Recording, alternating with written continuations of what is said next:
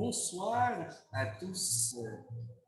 Bonsoir, chers élèves. Je suis content de vous rejoindre cet après-midi pour cette séance de français. Aujourd'hui, nous allons débuter avec vous, les élèves du NS2. C'est notre séance de culture littéraire française. Nous allons essayer ensemble de voir la culture littéraire française. Essayons de démarrer à rappeler que la littérature française est divisée en plusieurs périodes, plusieurs siècles, et il y a plusieurs périodes contrôlées à travers les siècles. Les périodes de la littérature française sont contrôlées un rapport au siècle. Un rapport au siècle. Voyons en premier lieu, essayons de de nous rappeler les différentes périodes de la littérature française. Il y a premièrement le Moyen-Âge, débuté au Xe jusqu'au XVe siècle. Le Moyen-Âge est débuté au Xe siècle et ça a pris fin au XVe siècle. Il y a la Renaissance qui est le XVIe siècle français, la Renaissance. Il y a le XVIIe siècle qu'on appelle le siècle du classicisme ou le siècle classique. Il y a le XVIIIe siècle qui est le siècle qui est le siècle des Lumières.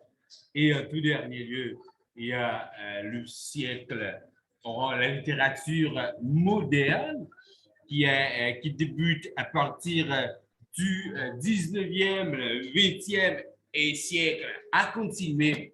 C'est la littérature moderne. En ce qui nous concerne, nous allons aborder dès aujourd'hui et tout au long de l'année académique, nous allons aborder le XVIIe siècle français. Le XVIIe siècle, je veux vous rappeler que c'est le siècle communément appelé le classicisme. Voyons ce qui caractérise le XVIIIe siècle, le XVIIe siècle français. Voyons en fait, mes chers amis, ce qui caractérise ce siècle. Il y a premièrement la littérature de ce siècle est caractérisée par une littérature, c'était une littérature d'imitation. Ce siècle était caractérisé par le fait d'être une littérature d'imitation. Jonathan, bienvenue. Bienvenue, Jonathan. Merci d'être venu. Merci d'être là, Jonathan. Je suis content de te retrouver. Merci. OK. Malheureusement, jusqu'à présent, on n'a que toi et moi. Les autres n'arrivent pas encore, malheureusement. Mais de toute façon, j'ai déjà commencé et je disais que la littérature française est divisée en plusieurs périodes, mais ces périodes sont comprises à travers les siècles.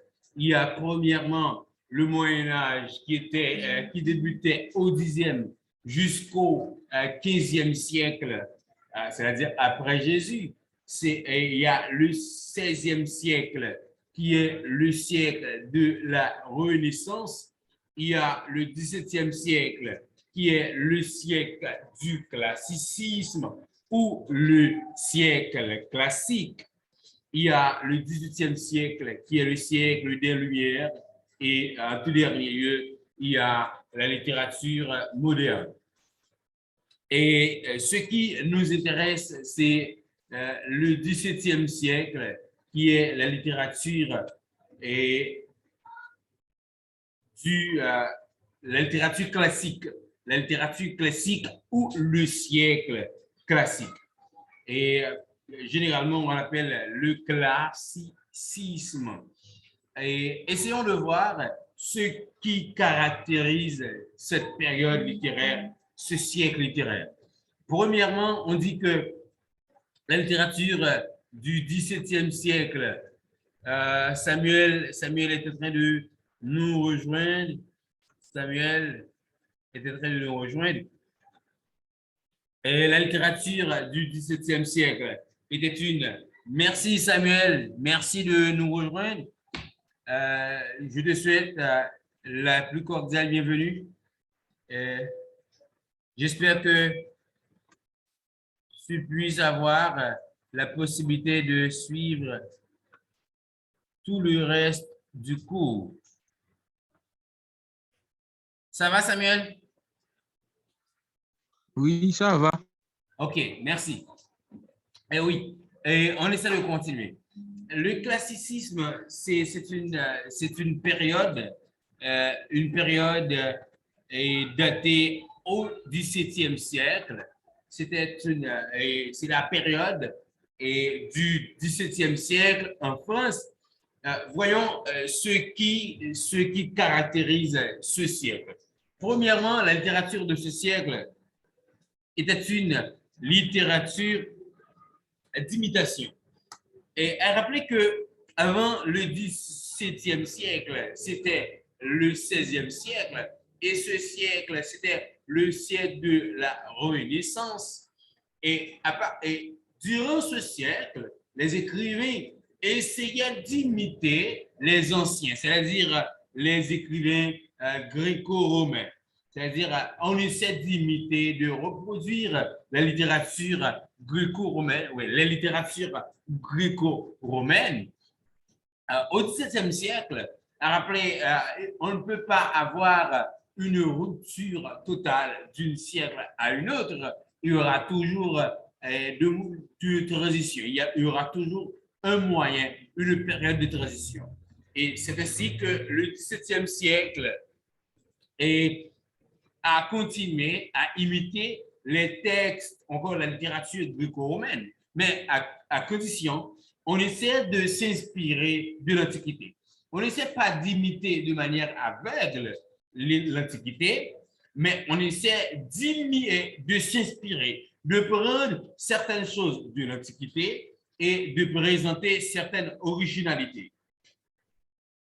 Écoutez, le XVIe siècle a pris le temps d'imiter de manière aveugle la littérature de l'Antiquité. Cependant, la littérature gréco-romaine de l'Antiquité, cependant, le XVIIe siècle, on essaie d'imiter certaines choses. Cependant, on n'a pas imité de manière aveugle la littérature de l'Antiquité. On essaie de s'inspirer de la littérature de l'Antiquité et on essaie de s'inspirer de la littérature de l'Antiquité tout en essayant de présenter certaines originalités, certains éléments nouveaux. On essaie de présenter certaines nouveautés en imitant certaines choses de l'Antiquité. Et alors, l'Antiquité, pour le XVIe siècle, l'Antiquité, c'était l'unique source d'inspiration et c'était l'unique source où les écrivains du XVIe siècle devaient retrouver des idées, retrouver leur inspiration. D'ailleurs, on prenait le malin plaisir de reproduire les textes de l'Antiquité de manière typique. Cependant, les écrivains du XVIIe siècle décidaient de ne pas s'immiscer dans une imitation servile, une imitation sans contrôle. On essaie de préférence on essaie de préférence de présenter, encore d'imiter certaines choses et de présenter certains éléments de différence, certains éléments de nouveau. C'est pourquoi on dit de toutes les manières, malgré l'originalité est présentée dans la littérature, on qualifie la littérature du XVIIe siècle d'une littérature d'imitation. Deuxièmement, il y a n'oubliez pas, le premier trait caractéristique du XVIIe siècle, c'est une littérature d'imitation. Deuxième trait caractéristique, c'était une littérature de discipline, littérature disciplinée. Écoutez, le XVIe siècle était marqué par le désordre, par le laisser-aller, par le laisser-faire, tant sur le plan politique que sur le plan littéraire. Au XVIIe siècle, on essaie de limiter les dégâts, on essaie de limiter les désordres. Eh bien, pour ce faire, il y avait premièrement Henri IV qui était l'artisan, celui qui a initié, celui qui a pris la décision de mettre de l'ordre dans la littérature. Et ce travail, c'est pas seulement dans la littérature, mais l'ordre dans la France en général et dans la politique et de la littérature. Et cependant, ce travail allait être beaucoup plus raffiné, beaucoup plus réalisé. Le travail a été débuté avec Henri IV et ce travail allait être achevé par Richelieu. Richelieu qui a concrétisé davantage cette vision, la vision de discipliner la littérature, de discipliner la politique. Et il y a l'empreinte de certains poètes. Il y a l'empreinte de certains poètes et surtout il y a l'empreinte de Malherbe. Malherbe essaie de mettre l'ordre comme d'autres écrivains français. Et ils essayaient de mettre l'ordre dans la poésie. Ils essayaient de conditionner, de régulariser la poésie. Parce qu'autrefois, on écrivait comme bon lui semble, mais à présent, la poésie est conditionnée par des principes, est conditionnée par des règles. Et ceci, c'était un travail fabuleux de Malherbe. Je ne sais pas, est-ce que vous comprenez assez? Hein? Jonathan, est-ce que tout est clair? Jonathan? Jonathan, on dirait que Jonathan s'occupe d'autres affaires. Et quand tu parles, il coupe à chaque instant. Quand tu parles, il coupe à chaque instant. Comment? Tu m'écoutes? Okay. Tu m'entends? Tu m'as écouté? Quand tu parles, il coupe à chaque instant. Quand tu parles. Ouh là là. Et le son n'est pas totalement clair. Je ne sais pas si c'est le speaker de mon ordi, mais les mots n'arrivent pas trop bien alors. Et est-ce que tu as bien compris, Jonathan? J'ai pas entendu tout. Ouh là là, la connexion n'est Je pas. n'ai pas entendu tout. La connexion n'est pas assez correcte. Jonathan, tu as bien compris? Non, pas trop. OK. Merci. Non, pas trop. OK, pas trop. Je vais reprendre. Et toi, Samuel, est-ce que tu as compris? Oui, OK, oui, tu as compris. OK. Essayons de reprendre un peu. Et Jonathan, essaie de me suivre avec beaucoup d'attention. Et la littérature du XVIIe siècle c'est la suite de la Renaissance. La Renaissance que vous avez vue est en NS1, pas vrai? Jonathan, tu as vu la Renaissance en NS1, pas vrai? Jonathan, tu es là? Jonathan, tu es là?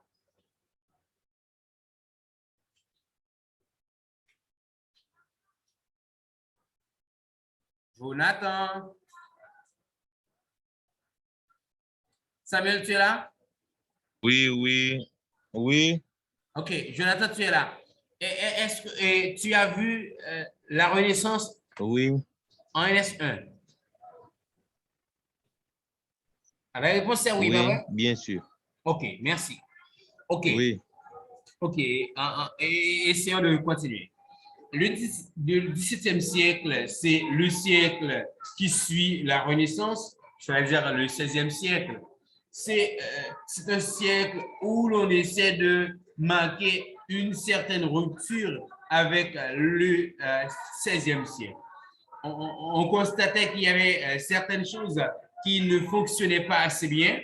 Eh bien, afin de marquer la rupture, les écrivains du 17e siècle, et avec le support de l'État, avec le support de la politique, essayaient de régulariser la littérature française.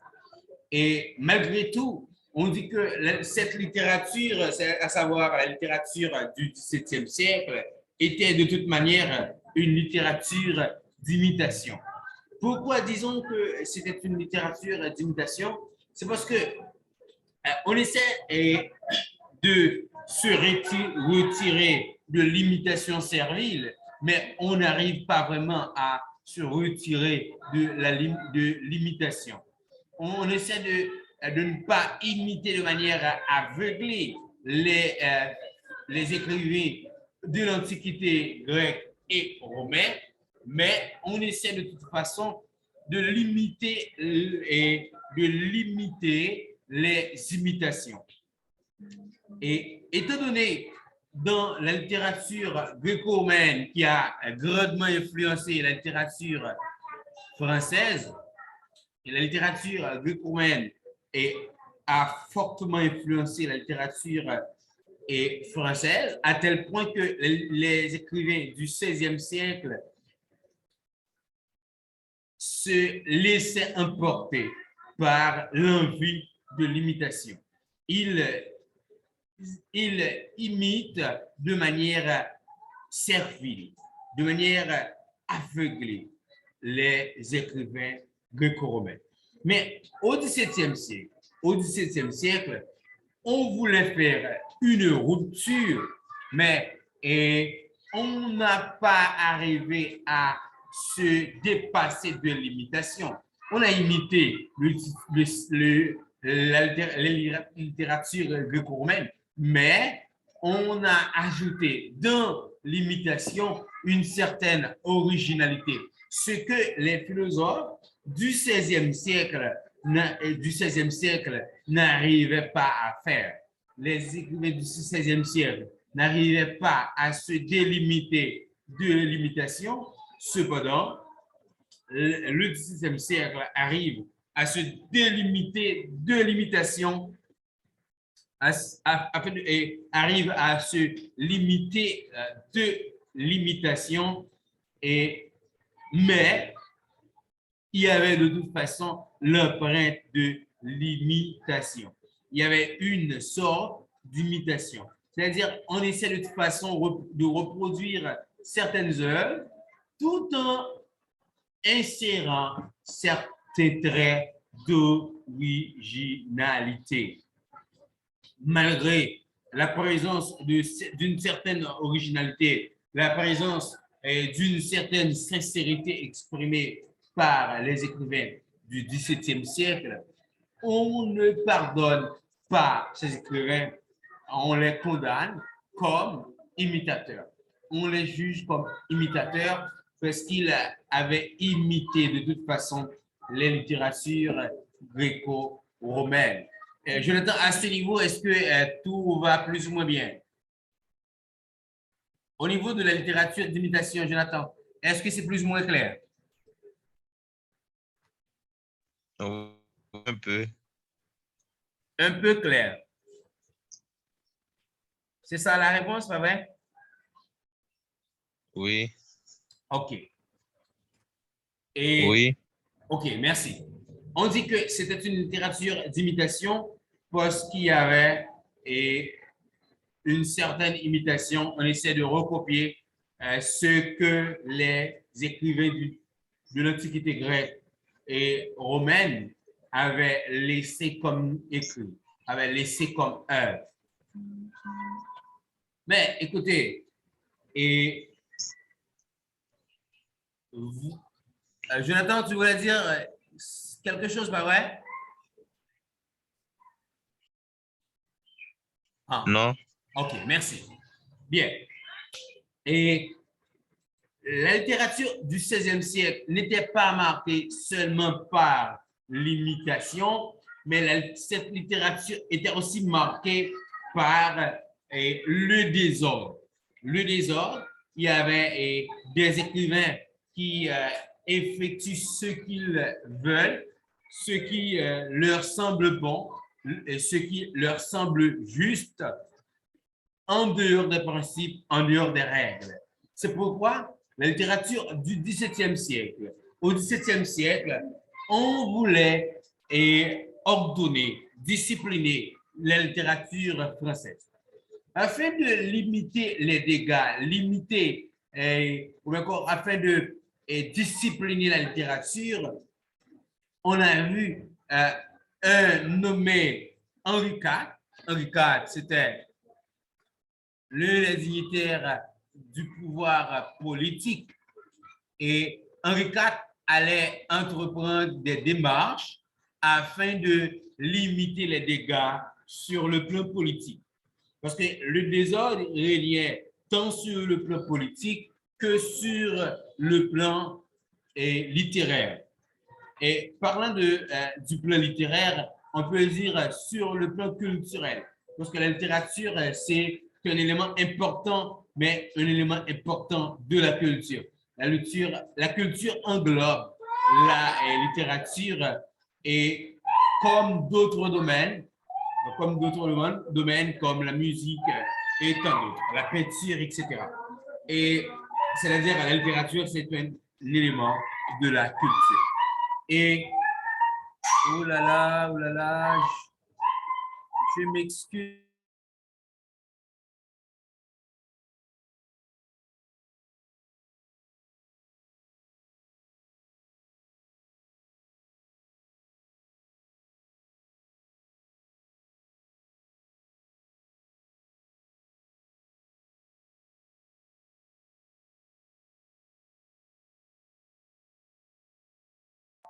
OK, merci. Je suis de retour et j'allais faire une réaction par rapport à un comportement plus ou moins désagréable. OK. Et on dit que la littérature du XVIIe siècle, c'était une littérature de discipline, ou encore une littérature disciplinée, une littérature ordonnée, de l'ordre. Voilà. Et Henri IV allait mettre de la discipline dans la politique et ce travail était achevé par Richelieu et dans le domaine de la littérature, c'est-à-dire dans le domaine littéraire, c'était Malherbe qui a pu mettre de l'ordre car il a effectué beaucoup de travail dans la littérature française du XVIIe siècle afin de discipliner cette littérature où les écrivains essayaient de faire ce qu'ils veulent, parce que c'était du laisser-aller, c'était du vagabondage, je pourrais dire. Mais Malherbe allait essayer de régulariser la poésie, de conditionner la poésie. Mais Malherbe n'était pas seul, il y avait d'autres écrivains. Malherbe, c'est le nom qui a fait beaucoup plus de bruit. Il y avait d'autres écrivains. Et il y avait surtout la présence de l'Académie française qui est l'instance établie